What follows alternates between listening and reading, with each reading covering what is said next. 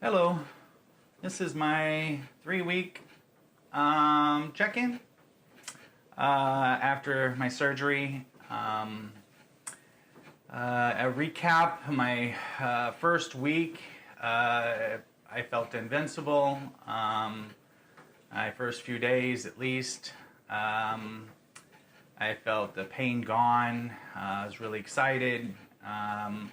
Then something I've been doing a lot more research lately, and it seems to have the same patterns for others. And the biggest thing is that it's not over. I'm excited. I sit there, I feel great. I felt everything. I mean, I was out of pain for the first time in so long that I wanted to run around the world.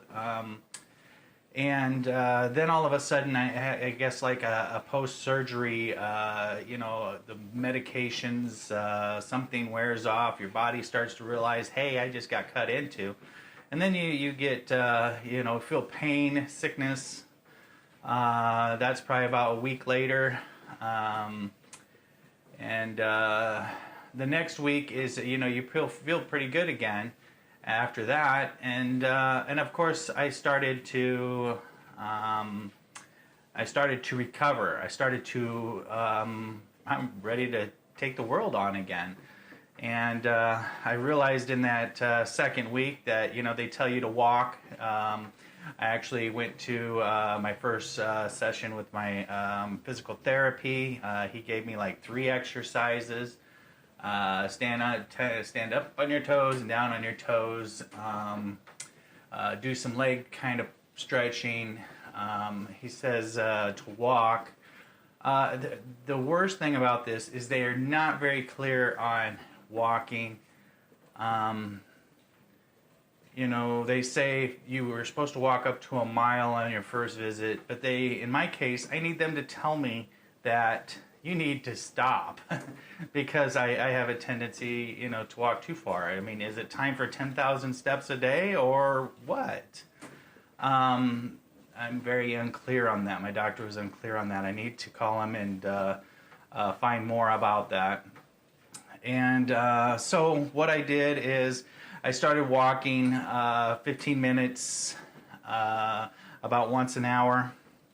Low speeds like I'm set now. It's just moving along. The other thing is I should be wearing my back brace. They don't really tell you to wear your back brace unless, you don't have to wear it in bed. So I take it that if you're not in pain, why you need your back brace? But it's to protect you from twisting and moving involuntary, stop you from lunging out and grabbing stuff, and trying to keep your spine straight for as long as possible. Coming up to my 3rd week was the most difficult between 2 and 3 weeks. I'm in a lot of pain, the back nerve pain in my butt going all the way down my leg, which I never had.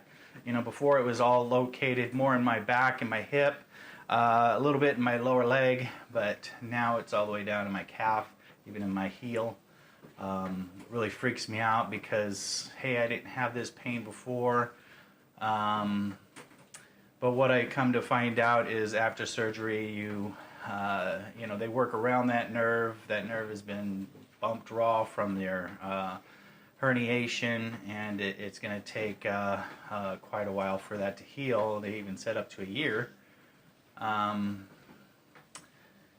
So day before yesterday, I really overdid it.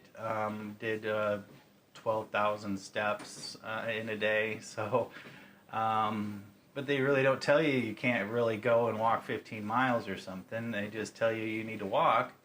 But, since I wasn't really in that much pain, and I'm not in pain so much when I'm walking, pain comes more at night.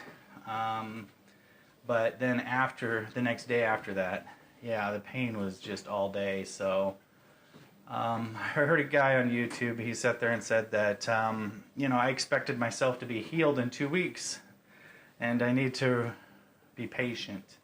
It's time for patience. It's time to just let go of all your ideas. I have to think about what am I going to do for work here in a couple more months. I have an opportunity for a job that I've been wanting for a long time. I don't want to go back to becoming a painter because that's where all this began. The constant picking things up off the floor is impossible to do safely on a day in, day out basis. Picking up paint and paint pans and all that stuff that I had to do as a painter. I will always be a laborer, so I'd rather find more labor positions that keep my spine upright and straight, and a variety of different movements throughout the day and keep me healthier.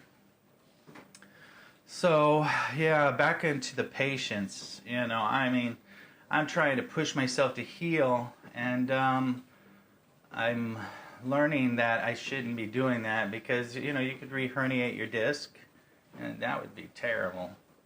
You know, they're talking about doing another epidural. They do talk about it, not my doctor, but on YouTube I hear them, to medicate that nerve pain and give it time to heal. But I hate those things. God, I hate those things. I just can't imagine doing another one, but it'll be what it'll be. We still got hoops to jump through, and I think the biggest hoop for me to jump through today is patience. Really just, you know, just take my time. I've only been out of surgery for 3 weeks, and, you know, they went into my spine, spread my muscles apart, cut me open, grind away some bones and other things, and I think I'm supposed to be able to go and run a marathon. I'm not much of a runner, you can see that. But I am very active. It's hard for me not to, you know, I mowed my backyard because I couldn't see my wife doing the whole yard. That was probably not smart. Is it worth a re-herniation in another year of struggles and shots and physical therapy? And I mean, I've learned everything there is about physical therapy, and they put me into that for months trying to fix a problem. So it's funny, yeah, in the first year they put me for physical therapy for the first 3 months. It'd go up and down in pain, not fixing the problem. They give me shot after shot, and sometimes even 2 shots in one session, and man, they're shoving shots through areas that have been abused for years as a painter, and it's pretty tough in there. And then they kind of treat you like you're a wimp because, you know, because it freaking hurts. They just don't get it. And they even say this one will hurt more because of this surgery. Yeah, might have to knock my ass out. Excuse my language. But it is a roller coaster at this point. And if you guys are watching and you are going into surgery, going or at your 2 weeks, because I'm searching people on YouTube for how long they've been in recovery and kind of what I'm facing and what they're facing, and wondering why I'm in so much pain. Maybe the surgery didn't work. But all I know from this point is that I have to have hope. I have to have patience. There's nothing more I can do. But I can do, what I need to do is just stop doing things that are too strenuous. Stop bending over too much. Stop using my weed eater. Stop mowing the lawn. I mean, come on. I can wait another month to 2 months. My recovery is supposed to be lifting stuff in 3 months, so hard to do that. But so you're gonna get feelings of depression, feelings of like I did. I mean, I got pretty depressed yesterday and painful, and so I just kind of rested more than walked yesterday. Today I feel better. The nerve pain in my going down my leg is not as severe as it was yesterday. So I'm gonna do maybe a mile. I'm gonna do a mile today, but I'm gonna push it up maybe a mile and a half. I don't know yet. Don't take my word for that, because I got to talk to my doctor.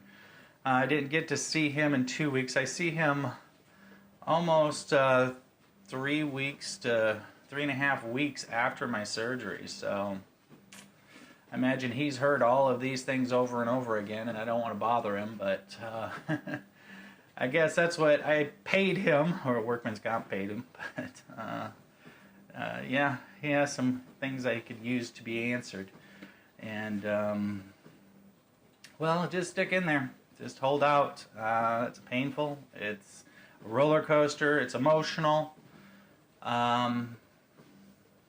know, in my case, if it wasn't for my faith and my relationship with Jesus being able to pull me through, being able to help me understand that it's going to be His way in the beginning and the end, and I trust Him because He's pulled me out of so much.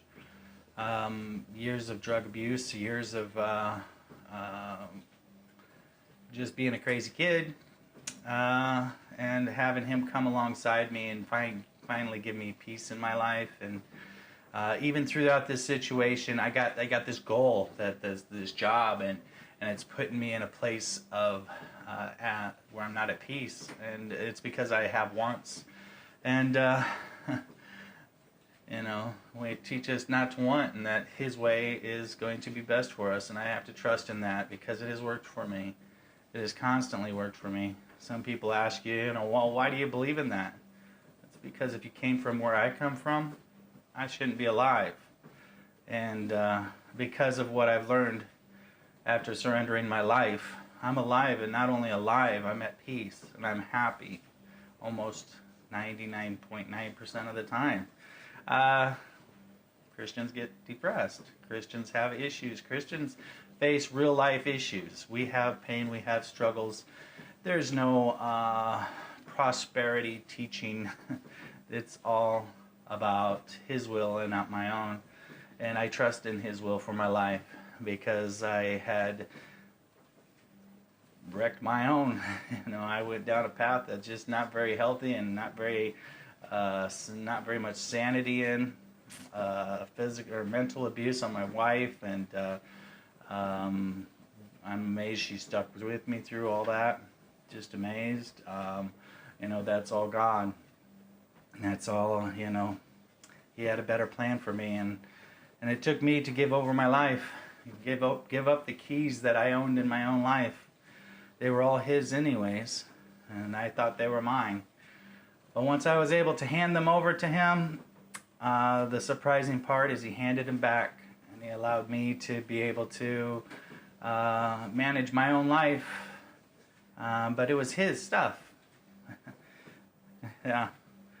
If you're not a Christian, go give it a shot, because it saved my life, literally. But I didn't mean for this to become about a preaching session. I meant this to come out as, you know, just where I'm at. And, you know, I feel for anybody that's suffering like I am at this moment.